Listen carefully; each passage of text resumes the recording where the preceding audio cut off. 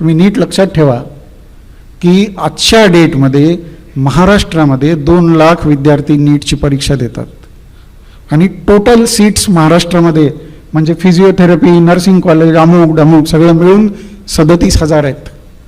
उरलेल्या लोकांनी काय करायचं हे जर आज नाही ठरवलं तर तुमचं भविष्य धोक्यात आहे. कारण मी परत एकदा माफी मागतो या सभागृहात सगळ्या आदरणीय शिक्षक वृंदांची.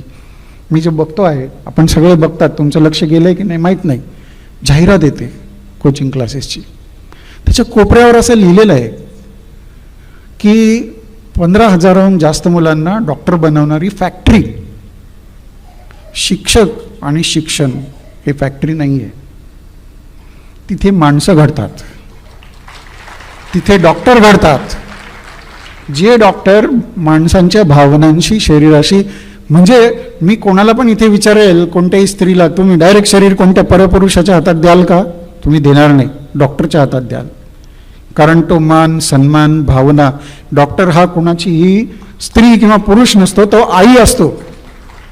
तो त्या भावनेने पेशंट बघतो आणि अशाच भावनेतून हे शिक्षण झालं पाहिजे. कमीत कमी फॅक्टरी शब्द तरी काढला गेला पाहिजे.